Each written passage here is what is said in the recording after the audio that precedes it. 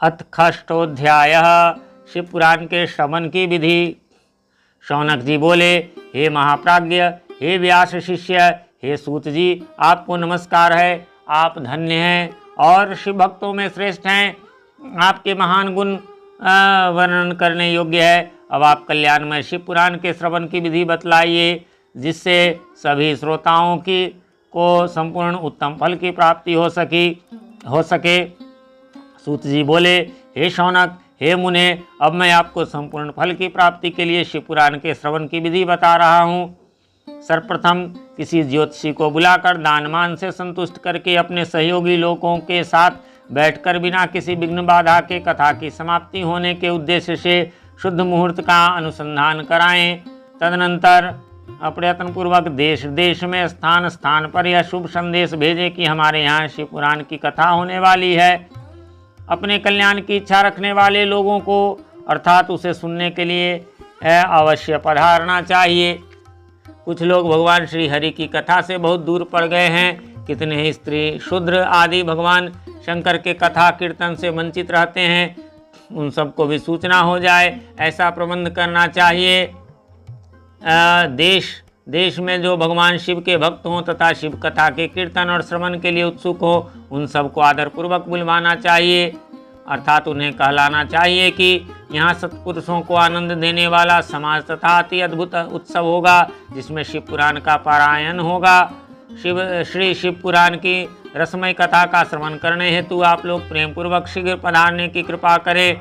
यदि समय का अभाव हो तो प्रेम पूर्वक एक दिन के लिए भी आइए। आपको निश्चय ही आना चाहिए, क्योंकि इस कथा में क्षण भर के लिए बैठने का सौभाग्य भी दुर्लभ है। इस प्रकार विनय तथा प्रसन्नता पूर्वक श्रोताओं को निमंत्रण देना चाहिए और आए हुए लोगों का सब प्रकार से आदर सत्कार करना चाहिए। शिव मंदिर में, तीर्थ में, वन प्रांत में अथवा घर में शिव पुराण की कथा सुनने के लिए उत्तम स्थान का निर्माण करना चाहिए। कथा भूमि को लीप कर शोधन करना चाहिए तथा धातु आदि से उस स्थान को सुरक्षित करना चाहिए। महोत्सव के साथ साथ वहाँ अद्भुत तथा सुंदर व्यवस्था कर लेनी चाहिए। कथा के लिए अनुपयोगी घर के साथ सामान को हटाकर घर के किसी एकांत कोने में सुरक्षित रख देना चाहिए। केले के खम्भों से सुशोभित एक ऊंचा कथा मंडप तैयार कराएं। उसे सब ओर फल पुष्प आदि से तथा सुंदर चंदोबे से अलंकृत करें और चारों ओर ध्वजा पताका लगाकर इस तरह तरह के सामानों से सजाकर सुंदर शोभा संपन्न बना दें। भगवान शिव के प्रति सब प्रकार से उत्तम भक्ति करनी चाहिए, क्योंकि वही सब तरह से आनंद का विधान करने वाली हैं। परमात्मा भगवान शंकर के लिए दिव्य आसन का निर्माण करना चाहिए तथा कथावाचक के लिए भी एक ऐसा दिव्य आसन बनाना चाहिए जो उनके लिए सुखद हो सके। हे मुने, नियम पूर्वक कथा सुनने वाले श्रोताओं के लिए भी यथायोग्य सुंदर स्थानों की व्यवस्था करनी चाहिए। अन्य लोगों के लिए भी सामान्य रूप से स्थान बनाने चाहिए। हे शौनक जी, विवाहोत्सव में जैसी उल्लासपूर्ण मन स्थिति होती है, वैसे इस कथा उत्सव में रखनी चाहिए। सब प्रकार की दूसरी लौकिक चिंताओं को भूल जाना चाहिए। वक्ता उत्तर दिशा की ओर मुख करे तथा श्रोतागण पूर्व दिशा की ओर मुख करके पालथी लगा कर बैठे। इस विषय में भी कोई विरोध नहीं है कि पूज्य पूजक के बीच पूर्व दिशा रहे अथवा वक्ता के सम्मुख श्रोताओं का मुख रहे, ऐसा कहा गया है। पौराणिक वक्ता व्यासासन पर जब तक विराजमान रहे तब तक प्रसंग के समाप्ति के पूर्व किसी को नमस्कार नहीं करना चाहिए। पुराण का विद्वान वक्ता चाहे बालक, युवा, वृद्ध, दरिद्र अथवा दुर्बल जैसा भी हो, पुण्य चाहने वालों के लिए सदा वंदनीय और पूज्य होता है। जिसके मुख से निकली हुई वाणी देहधारियों के लिए कामधेनु के समान अभिष्ट फल देने वाली होती है, उस पुराण वेत्ता वक्ता के प्रति तुच्छ बुद्धि कभी नहीं करनी चाहिए।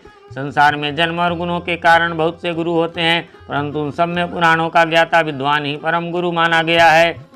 करोड़ों योनियों में जन्म ले लेकर दुख भोगते हुए प्राणियों को जो मुक्ति प्रदान करता है, उस पुराण वक्ता से बड़ा दूसरा कौन गुरु हो सकता है। पुराण वेत्ता पवित्र, दक्ष, शांत, ईर्ष्या पर विजय पाने वाला, साधु तथा दयालु होना चाहिए। ऐसा प्रवचन कुशल विद्वान इस पुण्यमयी कथा को कहे। सूर्योदय से आरंभ करके 3:30 पहर तक उत्तम बुद्धि वाले विद्वान पुरुष को शिव पुराण की कथा सम्यक रीति से बाँचनी चाहिए। जो धूर्त, दुराचारी तथा दूसरे से विषाद करने वाले और प्रपंची लोग हैं, उन कुटिल वृत्ति वाले लोगों के सामने यह कथा नहीं कहनी चाहिए। दुष्टों से भरे तथा डाकुओं से घिरे प्रदेश में और धूर्त व्यक्ति के घर में इस पवित्र कथा को नहीं कहना चाहिए। मध्याह्न काल में 2 घड़ी तक कथा बंद रखनी चाहिए, जिसे कथा कीर्तन में से अवकाश पाकर लोग शौच आदि से निवृत्त हो सकें। कथा प्रारंभ के दिन से 1 दिन पहले व्रत ग्रहण करने के लिए वक्ता को क्षौर करा लेना चाहिए। जिन दिनों कथा हो रही है उन दिनों प्रयत्न पूर्वक प्रातःकाल का सारा नित्य कर्म संक्षेप से ही कर लेना चाहिए। वक्ता के पास उसकी सहायता के लिए एक दूसरा वैसा ही विद्वान स्थापित करना चाहिए जो सब प्रकार के संशयों को निवृत्त करने में समर्थ और लोगों को समझाने में कुशल हो। कथा में आने वाले विघ्नों की निवृत्ति के लिए गणेश जी का पूजन करें। कथा के स्वामी भगवान शिव की तथा विशेषतः शिव पुराण ग्रंथ की भक्तिभाव से पूजा करें। तत्पश्चात उत्तम बुद्धि वाला श्रोता विधि पूर्वक तन मन से शुद्ध एवं प्रसन्नचित हो आदर पूर्वक शिव पुराण की कथा सुने। जो वक्ता और श्रोता अनेक प्रकार के कर्मों में भटक रहे हों, काम आदि 6 विकारों से युक्त हो, स्त्री में आसक्ति रखते हों और पाखंड पूर्ण बातें कहते हों, वे पुण्य के भागी नहीं होते। जो लौकिक चिंता तथा धन गृह एवं पुत्र आदि की चिंता को छोड़कर कथा में मन लगाए रहता है, उस शुद्ध बुद्धि वाले पुरुष को उत्तम फल की प्राप्ति होती है। श्रद्धा और भक्ति से युक्त दूसरे कर्मों में मन नहीं लगाने वाले, मौन धारण करने वाले, पवित्र एवं उद्वेग शून्य श्रोता ही पुण्य के भागी होते हैं। जो नराधम भक्ति रहित होकर इस पुण्यमयी कथा को सुनते हैं, उन्हें श्रवण का कोई फल नहीं होता है और वे जन्म जन्मांतर में क्लेश भोगते ही रहते हैं। यथाशक्ति उपचारों से इस पुराण की पूजा किए बिना जो मूढ़जन इस कथा को सुनाते हैं, वे पवित्र और दरिद्र होते हैं। कथा कहे जाते समय बीच में ही जो लोग उठकर अन्यत्र चले जाते हैं, जन्मांतर में उनकी स्त्री आदि संपत्तियां नष्ट हो जाती हैं। जो पुरुष सिर पर पगड़ी आदि धारण करके इस कथा का श्रवण करते हैं, उनके पापी और कुल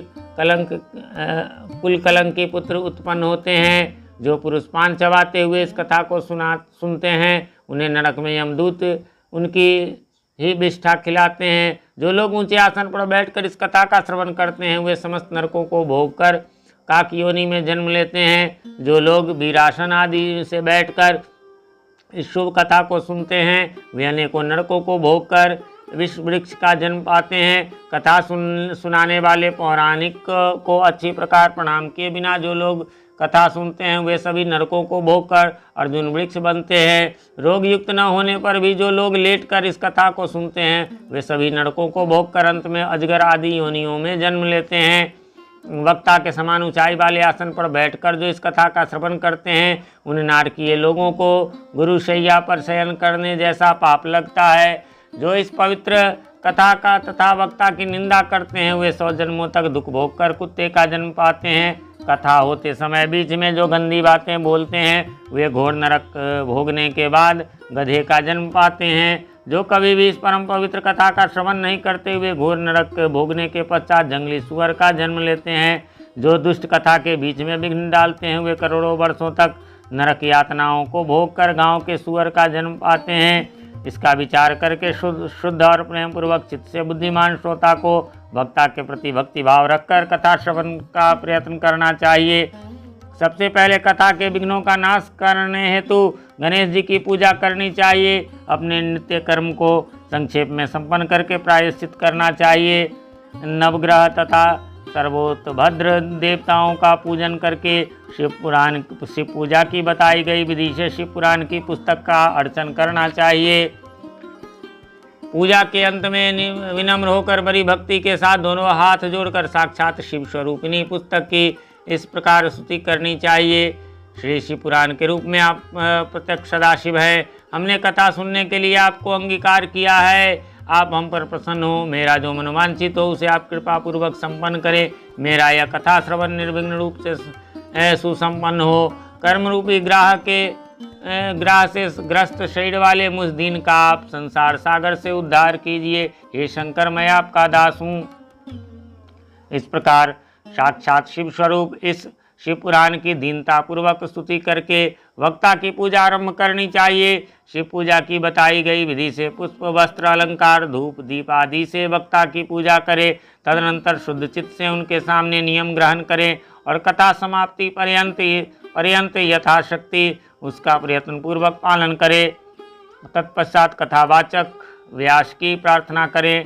हे व्यास जी के समान ज्ञानी श्रेष्ठ, शिव शास्त्र के मर्मज्ञ ब्राह्मण देवता, आप इस कथा के प्रकाश से मेरे अज्ञान अंधकार को दूर करें। भक्ति पूर्वक 5 अथवा 1 ब्राह्मण का वर्ण करें और उनके द्वारा शिव पंचाक्षर मंत्र अर्थात नमः शिवाय का जप कराएं।